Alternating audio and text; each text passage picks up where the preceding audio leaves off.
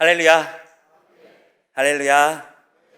주님을 예배하기 위해 이 자리에 나오신 성도님들에게 주님의 은혜와 사랑이 가득하길 축복합니다. 지난주 어버이 주일이었는데요. 어떻게 보내셨나요? 저에게는 굉장히 놀랍고 기쁜 일이 있었습니다. 저희 아들이 저에게 아빠라고 한 것입니다. 아들이 아빠라고 한 것이 뭐 그렇게 놀라운 일이냐라고 하실 수도 있어요. 하지만 저에게는 정말 중요한 사건이었습니다. 왜냐하면 저와 제 아내가 생각해 봤을 때 그동안 저희 아이가 아빠라는 말을 할 수 있으면서 하지 않았기 때문입니다.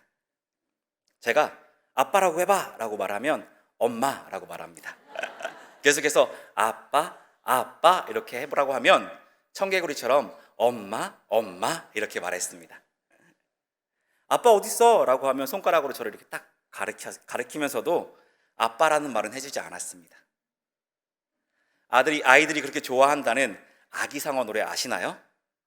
아기상어 이 노래 있는데요. 이걸 부르면서도 아빠 상어만 하지 않았어요. 엄마 상어, 할머니 상어, 할아버지 상어 다 하는데 아빠 상어만 안 하더라고요. 그러니까 제가 얼마나 아빠라는 소리가 듣고 싶었을까요? 그런데 지난주 3부 예배를 마칠 때 이 연문에서 이렇게 인사하려고 제가 이렇게 서 있는데 어디선가 아빠를 애타게 부르는 소리가 들려요. 그래서 딱 쳐다봤더니 영화부실 앞에서 제 아들이 저에게 아빠라고 부르면서 손짓을 막 하고 있는 거예요. 얼마나 놀랍고 감격이던지 어찌할 바를 모르고 가만히 서 있었습니다. 아들은 그저 저의 도움이 필요했던 것 같습니다.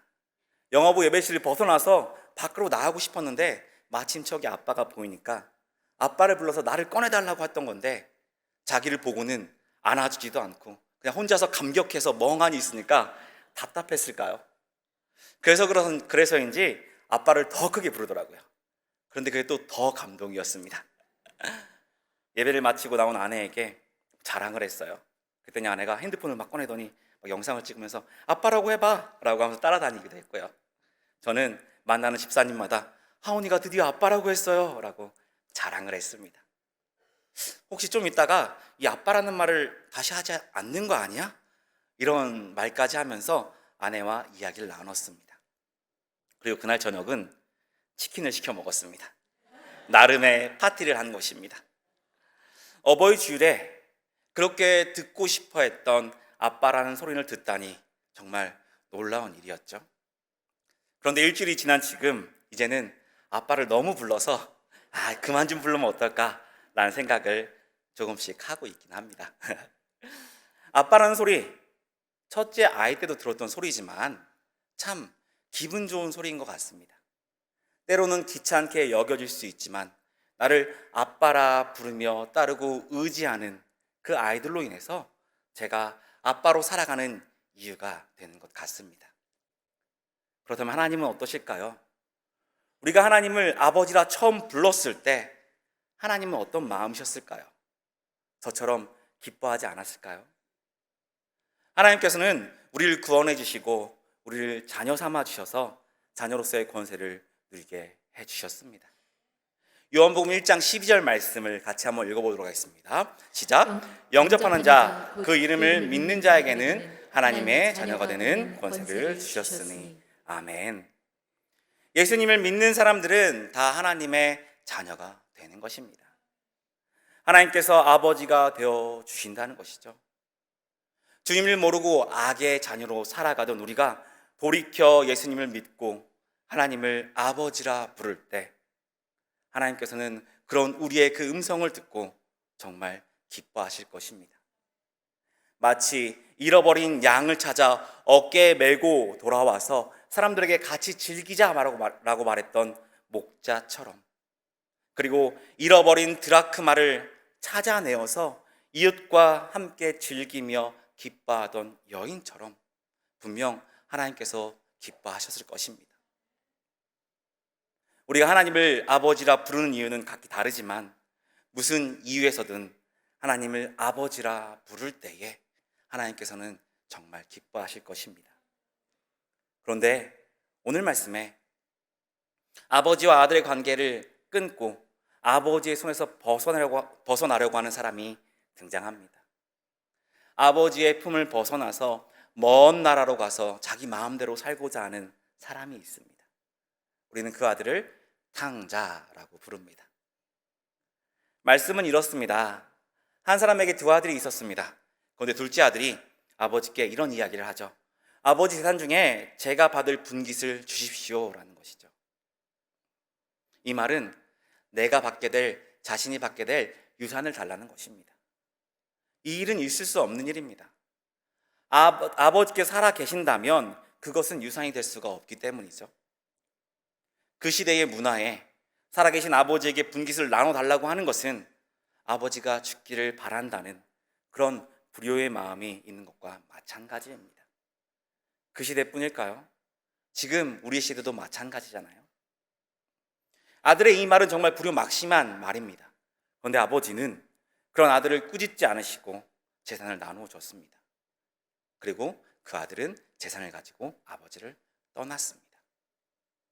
근데 그 재산은 얼마 가지 않아 사라졌습니다. 13절 말씀을 보시겠습니다. 읽어보겠습니다. 13절 말씀입니다. 그 며칠이 안 되어 둘째 아들이 재물을 다 모아가지고 먼 나라에 가 거기서 허랑방탕하여 그 재산을 낭비하더니. 아멘. 아버지의 품에 살던 아들이 아버지의 품에서 벗어나 자신이 하고 싶은 것들을 모두 다 할 수 있게 되자 허랑방탕한 삶을 살게 되었습니다. 재산을 다 낭비해버린 것입니다. 우리들은 이런 탕자의 모습을 보며 뭐라고 꾸짖을 것 같으신가요? 우리는 이렇게 꾸짖을 것 같아요. 아버지께 불효를 저지르면서까지 재산을 받아왔으면 그 재산을 잘 관리했어야지. 네가 허랑방탕한 생활을 살고 재산을 낭비하니까 이렇게 망하게 된 거야 라고 우리는 꾸중을 할 수도 있습니다. 그런데 우리가 오늘 말씀을 통해서 집중해야 할 부분은 그가 재산을 탕진한 것이 아니라 그가 아버지의 품을 떠났다는 것입니다. 탕자의 고난은 아버지의 품을 떠난 것에서부터 시작되었습니다. 우리는 이것을 집중해 보아야 합니다. 아들은 재산을 다 써버려서 없어졌고 흉년까지 들어서 궁핍한 자가 되었습니다. 거지가 되어버린 것이죠. 그의 삶뿐만 아니라 그의 마음까지도 궁핍해졌습니다. 아버지의 품을 떠나 스스로 무언가를 채워보려 하였지만 채우지 못하고 궁핍해졌습니다. 아버지의 집을 떠나 세상을 향해 나아가서 세상으로부터 자신을 채우려 했지만 채우지 못하고 오히려 더 궁핍해지고 빈털터리가 되는 신세가 되어버린 것이죠.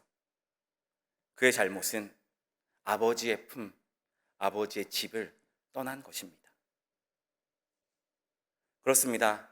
아버지의 집을 떠나면 빈털터리가 되는 것입니다. 제 아들이 아빠를 부르지 않고 자기 마음대로 그냥 밖에 나가서 하고 싶은 대로 하다가 길을 잃어버린다면, 정말 상상할 수도 없고 상상하고 싶지도 않지만 그렇다면 제 아들은 잠깐의 즐거움 이후에 바닥에 앉아서 울고 있을 수밖에 없는 것입니다. 혼자서는 아무것도 할 수가 없죠. 하나님의 자녀인 우리가 아버지인 하나님을 떠난다면 우리는 아무것도 할 수 없게 되는 것입니다. 하나님의 품을 떠나 세상을 찾아가고 그곳에서 무언가를 찾아서 채우려 하겠지만 그것은 잠깐의 즐거움뿐이고 영원한 기쁨이 될 수는 없습니다. 결국 우리는 아무것도 하지 못하고 빈털터리가 되어서 바닥에 주저앉아 울고만 있을 것입니다. 우리의 영혼 또한 빈털터리가 되어서 하나님을 찾지 못하고 방황하는 삶을 살게 될 것입니다. 아버지의 집을 떠난 둘째 아들, 그가 그런 삶을 살게 되었습니다. 궁핍하고 빈털터리가 된 그는 굶어 죽지 않기 위해서 이방인에게 자신을 부탁합니다. 그리고 돼지치는 자가 되었습니다. 이방인, 돼지, 이 두 가지는 유대인들이 가까이 하지 않는 것들입니다. 유대인들이 부정하다, 불결하다 여기는 것들이었죠. 하지만 그는 지금 정결하고 부정한 것을 따질 여력이 없습니다. 지금 당장 굶어 죽게 생겼으니까요. 큰 어려움에 처해 있으니까요. 그런데 그가 하고자 하던 일, 그것마저도 쉽지 않았습니다. 돼지를 치며 돼지의 먹이인 쥐염 열매를 먹으며 배를 채우려 했는데 돼지가 먹는 쥐염 열매 주는 자가 없어서 굶어 죽을 지경이 되었다는 것입니다. 이제 그에게 도움을 줄 세상 사람들이 하나도 없다라는 것을 의미합니다. 둘째 아들은 이런 상황이 되자 그제서야 자신의 모습을 돌아봅니다. 17절 말씀인데요. 같이 한번 읽어볼까요? 시작. 이에 스스로 돌이켜 이르되 내 아버지에게는 양식이 풍족한 품꾼이 얼마나 많은가. 나는 여기서 줄여 죽는구나. 아멘. 말씀을 보면 스스로 돌이켜 이르되 라고 말합니다. 스스로 돌이켰다는 것은 자신의 잘못을 돌아보게 된 것을 말합니다. 자신의 처지가 아주 바닥으로 내려가 죽을 지경이 되자 자신의 모습을 돌아보고 제정신을 차리게 되었습니다. 자신을 돌아보자 자신의 비참함을 깨닫게 되었고 더 이상 나의 방법으로 이 어려움을 해결할 수 없구나라는 것을 깨달았습니다. 더 이상 다른 길이 없다는 것을 알게 되자 아들은 자신이 떠나온 아버지의 집, 아버지의 품을 떠올리게 되었습니다. 풍족한 아버지의 집입니다. 그곳은 심지어 종들마저 지금의 자신보다 더 풍족한 삶을 사는 곳이었습니다. 자신을 돌아보고 제정신을 차리게 되자 지금의 이런 어려운 상황이 자신으로부터 시작되었다는 것을 깨닫게 된 것이죠. 아버지의 집을 떠난 것, 아버지의 품을 떠난 것이 잘못된 것이라는 것을 깨닫게 되었습니다. 자신의 욕심, 자신이 바라고 원하는 것을 위해서 아버지를 떠났습니다. 아버지의 손길을 벗어나 자유로운 삶을 살고 싶었습니다. 아버지가 없어도 스스로 충분히 해낼 수 있다고, 다른 것으로 아버지의 빈자리를 채울 수 있다고 여겼던 자신의 잘못을 깨닫게 되었습니다. 자신의 처지를 알게 되자 자신이 가야 할 곳이 아버지의 집이라는 것을 더욱더 알게 되고 아버지께 돌아가기로 마음 먹게 됐습니다. 아버지께 돌아갈 염치는 없지만 아버지께 돌아갈 방법밖에 다른 방법이 없습니다. 그는 자신의 처지, 자신에게 주어진 고난을 통해 아버지께 돌아가야 한다는 것을 깨닫게 되었습니다. 그리고 아버지께 자신의 죄를 고하고 아들이 아닌 품꾼이 되게 해달라고 간구하기로 결정했습니다. 그는 자신이 지은 죄로 인하여 너무나 염치가 없어서 아버지의 아들이라고 할 수가 없었습니다. 아버지의 품을 떠난 것, 자신의 의지대로 살려고 했던 것, 그것은 아버지를 아버지라 부를 수도 없을 만큼 큰 죄였기 때문이죠. 그래서 아버지 앞에 나아가 간구할 말들을 준비했습니다. 변명과 같은 말들을 준비하고 있었습니다. 18절, 19절 말씀입니다. 한번 읽어보겠습니다. 내가 일어나 아버지께 가서 이르기를 아버지, 내가 하늘과 아버지께 죄를 지었사오니 지금부터는 아버지의 아들이라 일컬음을 감당하지 못하겠나이다. 나의 품꾼의 하나로 보소서 하리라 하고. 아멘. 나는 아버지의 아들이라 불릴 수도 없습니다. 아버지 앞에 나온 것조차 염치가 없습니다.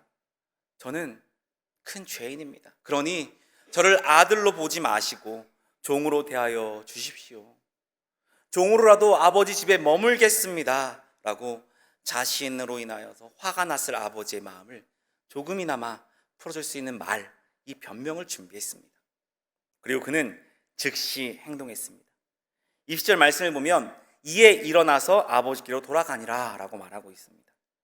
그는 자신의 죄를 깨닫자마자 바로 실행했습니다.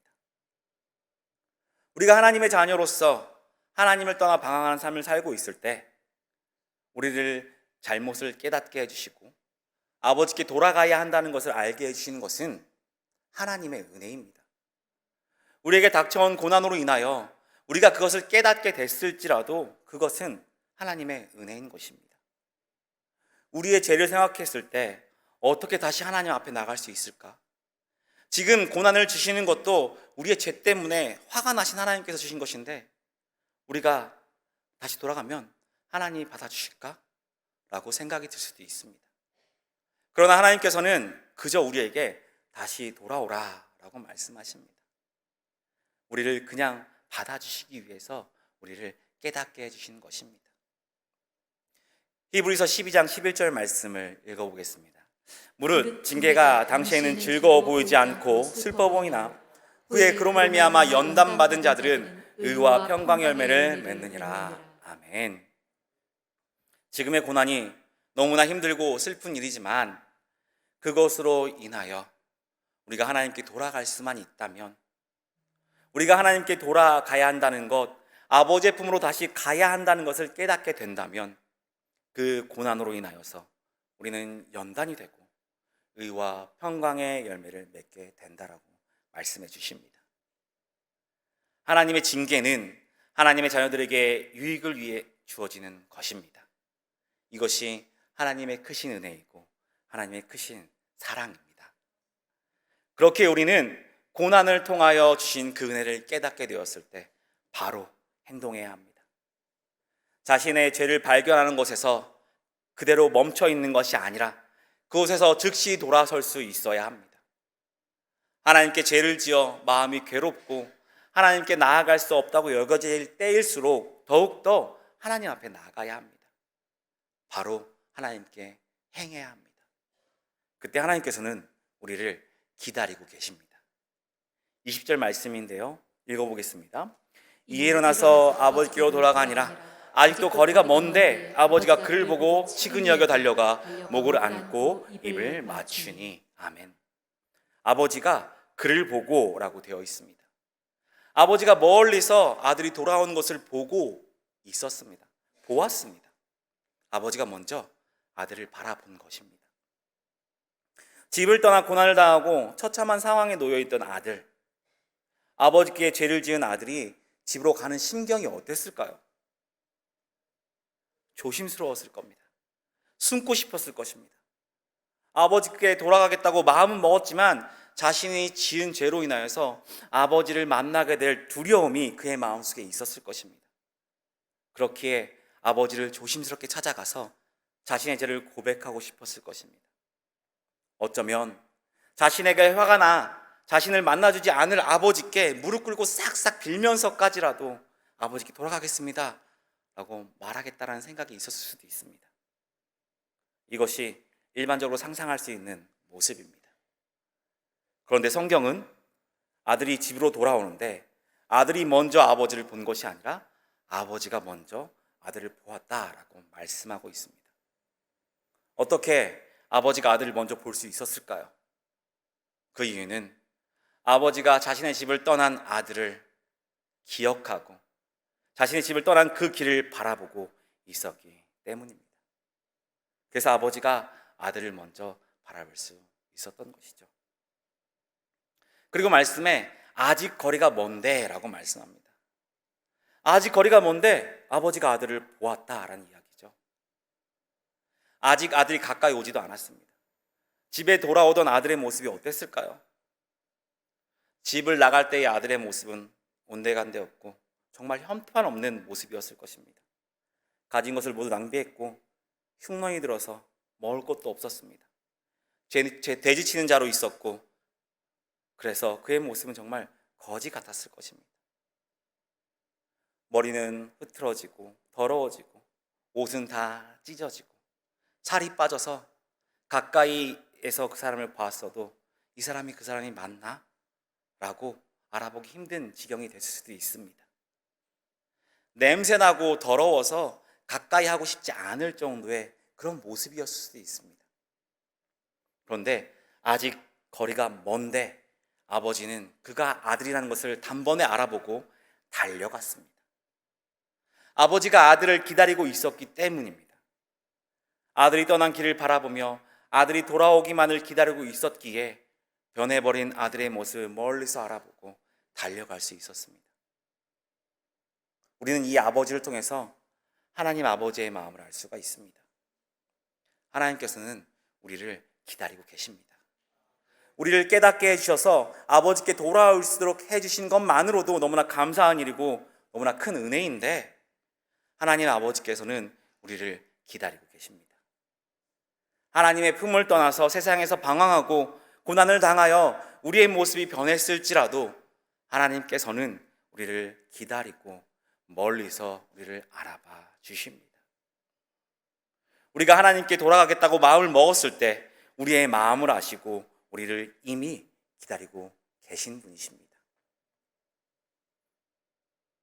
그리고 하나님께서 우리를 기다리고 계시다는 것은 우리가 하나님께 돌아와 하나님을 만나야 용서해 주시는, 그리고 우리 죄를 사하여 주시는 것이 아니라 우리가 돌아오길 마음 먹었을 때 그때 하나님께서 우리의 죄를 용서해 주셨다는 것을 알 수가 있습니다. 이것은 구원의 서정, 구원이 이루어지는 순서와 같은 건데요. 다시 하나님의 품에 돌아와서 하나님께 안길 때, 하나님 앞에 나와서 회개했을 때 우리 죄를 용서받는 것이 아니라 하나님께서는 이미 우리를 용서해 주시고 구원해 주셨다는 것입니다. 이미 용서했으니까 걱정하지 말고 돌아오라고 우리에게 말씀해 주고 계신 것이죠. 우리가 구원을 받았기 때문에 주님을 다시 찾을 수가 있는 것이고, 우리가 구원을 받았기 때문에 회개할 수 있는 것입니다. 이미 우리는 용서함 받은 자들입니다. 이것이 하나님의 은혜입니다. 하나님께서는 이전부터 우리를 보고 계셨습니다. 기다리고 있었습니다. 내가 너를 용서했다고 말씀해 주고 계십니다. 세상을 향하여 나가는 우리의 뒷모습을 바라보시며 세상에서 허랑방탕한 삶을 살며 방황하고 있을 때에, 돼지를 치며 처참한 모습에 처해 있을 때에도 죄업 열매를 먹지 못해서 굶주리며 어찌할 바를 모르고 있을 때에도 하나님께서는 우리를 바라보고 계셨습니다. 그리고 내가 기다리고 있다고, 내가 용서했으니 돌아오라고 말씀하십니다. 이것이 우리를 향한 하나님의 은혜이자 크신 사랑입니다. 우리가 다시 아버지의 자녀로 살아갈 수 있도록, 우리가 아버지의 아들로 회복될 수 있도록, 우리가 다시 아빠라고 부를 수 있도록 바라보시고 말씀해 주시고 인도해 주시는 것입니다. 우리가 하나님께 돌아올 때 누구보다 더 기쁨으로 우리에게 달려오시며 반겨주시는 분이 바로 하나님이십니다. 20절의 말씀을 다시 한번 보시겠습니다. 한번 읽어보겠습니다. 아버지는 종들에게 이르되 제일 좋은 옷을 내어다가 입히고 죄송합니다. 손에 가락지를 20절 말씀 끼우고 제가 읽어드리겠습니다. 20절 말씀입니다. 이에 일어나서 아버지께로 돌아가니라. 아직도 거리가 먼데 아버지가 그를 보고 치근히 여겨 달려가 목을 안고 입을 맞추니. 아멘. 아버지는 멀리서 아들을 알아보고 내가 기다리고 있으니까 천천히 와. 너 돌아오는 거 내가 봤으니까 조심히 와. 라고 가만히 서 있지 않으셨습니다. 아들 향해서 달려가셨습니다. 그 시대에 연로한 사람이 달리는 것은 품위 있는 행동이 아니었습니다. 게다가 아버지는 부자였죠. 어느 정도 지위가 있는 사람입니다. 그런 위치에 있던 아버지가 달려갔다는 것은 그 당시의 모든 행위와 관습을 다 내어 던져버린 것입니다. 아버지는 품위, 기품, 사람들의 눈을 의식할 이유가 없습니다. 기다리고 있던 아들이 돌아왔기 때문입니다. 아버지는 아들을 향해서 달려나갔습니다. 반면에 아들은 자신이 원하는 것을 얻기 위해서 행위와 관습을 내 던져버렸습니다. 아들이 재산을 챙겨서 다른 나라에 갔다라고 말씀하고 있죠. 언약의 땅을 벗어나 세상을 향해 이방 땅으로 나갔다는 것입니다. 부정하다 여기는 이방인에게 도움을 받았고 부정한 돼지를 치며 목숨을 구원했습니다. 하지만 그의 모습은 어땠나요? 결국 종이 되었습니다. 그러나 아버지는 이런 아들을 위해서 자신의 모든 것을 내어 던져버리고 아들을 향해서 달려갔습니다. 아들은 자신을 향해 달려오는 아버지의 모습을 바라보았을까요? 그는 아버지가 자신이 달려오는 모습을 보지 못했을 거예요. 왜냐하면 아까 말씀드렸던 것처럼 아들은 집에 돌아가는 발걸음이 신나고 즐겁지 않았을 것이기 때문이에요. 어릴 적에 사고를 치거나 집에 늦게 귀가할 때 혼날 것을 생각하면서 발이 잘 안 떨어지는 것처럼 자신의 잘못으로 인하여서 집에 가면 혼이 날 아이들의 모습처럼 발걸음이 무거웠을 것입니다. 하지만 아버지는 기쁘고 즐겁게 아주 가벼운 발걸음으로 아들에게 달려갔습니다. 아들이 자신을 보든 말든, 사람들이 자신을 보든 말든 상관없이 뛰어갔습니다. 그리고 아들의 목을 안고 입을 맞추었습니다. 이 입맞춤은 한 번의 입맞춤이 아닙니다. 몇 번이고 계속 입맞춤을 하는 것이죠. 아버지는 아들을 향해서 직접 움직였습니다. 이런 행동은 이미 아들의 죄를 용서하였기에 일어날 수 있는 일입니다. 자신에게 죄를 지은 아들을 용서하지도 않았는데 어떻게 목을 안고 입을 맞출 수 있을까요? 아들의 현재 모습 더럽고 냄새나고 거지 같은데 이런 아들을 용서하지도 않고 어떻게 목을 안아주고 입을 맞출 수 있을까요? 이것은 아들을 용서했기 때문에, 그를 기다리고 있었기 때문에 할 수 있었던 일입니다. 그를 용서하기 위해 직접 달려나간 것이죠. 아들은 아버지를 바라보고 자신이 준비했던 변명, 아버지께 자신의 죄를 고하고 용서받기 위해서 준비했던 그 말을 하기 시작합니다. 내가 아버지께 죄를 지었으니 아들이라 여길 수 없습니다. 그런데 그 말이 끝나기 전에 아버지는 종들에게 명령을 하죠. 22절 말씀입니다. 함께 읽어보겠습니다. 아버지는 종들에게 이르되 제일 좋은 옷을 내어다가 입히고 손에 가락지를 끼우고 발에 신을 신기라. 아멘. 아버지는 아들이 돌아왔다는 것만으로 너무나 기쁩니다. 그가 뭐라고 하든 상관이 없습니다. 그냥 돌아온 것만으로 모든 상황이 끝나버린 것입니다.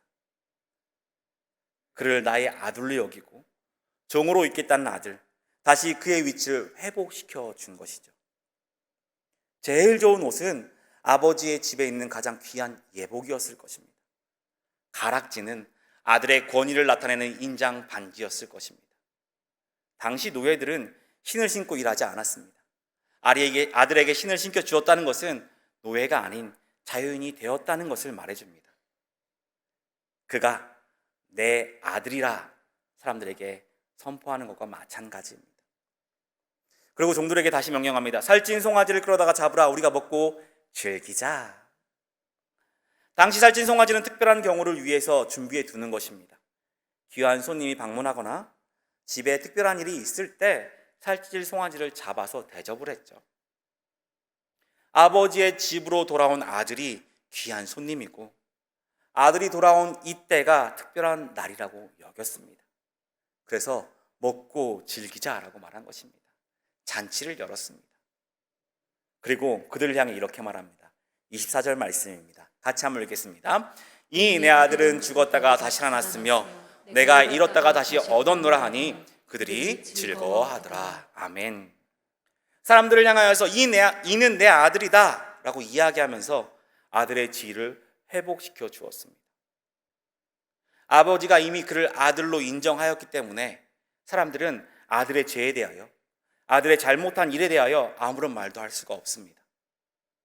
이는 내 아들이다, 이 한마디로 인해서 그 아들의 은혜가 회복되었습니다. 하나님 아버지께서는 하나님을 향하는 우리를 향해서 달려와 주십니다. 우리 죄를 사하여 주시고 우리를 안아주시고 우리에게 입맞춰 주십니다.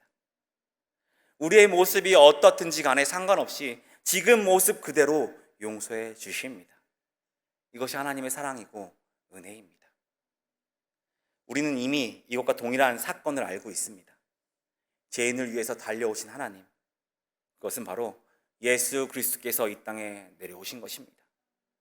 영광 받으시기에 합당하시고 하나님과 함께 계셔야 할 분께서 더럽고 죄악이 가득한 이 세상에 오신 것입니다.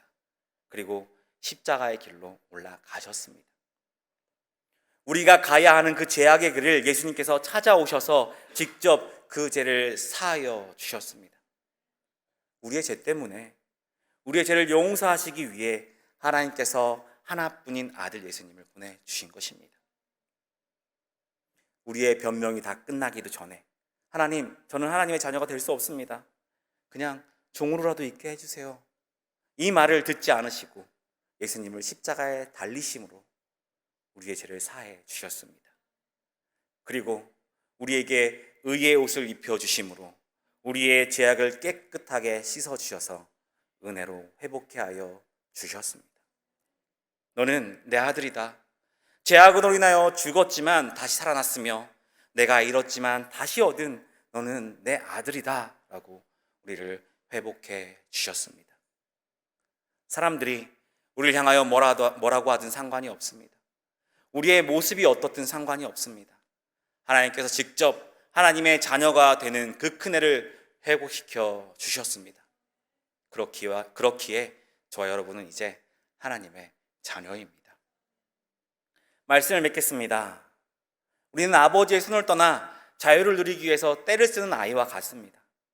하나님의 품을 떠나야만 내가 만지고 싶은 것, 내가 보고 싶은 것, 내가 갖고 싶은 것을 얻을 수 있다라고 생각합니다.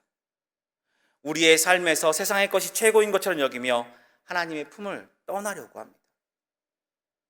우리를 걱정스러운 눈으로 바라보시며 그렇지 않다, 그것이 아무 소용이 없다라고 말씀하시는 하나님의 마음은 생각하지도 않고 하나님을 떠나 살아갑니다. 그러나 하나님께서는 이런 우리를 기다려주십니다. 우리가 하나님께 돌아왔을 때 우리에게 달려와 주시고 안아주시고 입 맞춰 주시며 우리의 죄를 용서해 주십니다. 우리가 다시 하나님의 아들이 될 수 있도록 그 은혜를 회복시켜 주십니다. 이런 분이 우리의 아버지이십니다. 그렇게 우리는 아버지께 돌아와야 합니다. 하나님 아버지를 부르며 아버지 앞에 나와야 합니다. 오늘 오후부터 부흥회가 시작됩니다. 이번 부흥회가 저와 여러분이 하나님의 은혜가 회복되는 시간 되길 소망합니다. 하나님께 받았던 은혜를 잊지 않았는지 돌아보고 다시 하나님의 사랑과 그 크신 은혜를 경험하는 시간 되길 소망합니다. 하나님을 아버지라 부르며 하나님을 찬양하고 높여드리고 간구함으로 하나님을 만나서 하나님 아버지도 기뻐하고 우리도 기쁨 가득한 은혜의 시간 되길 축복합니다.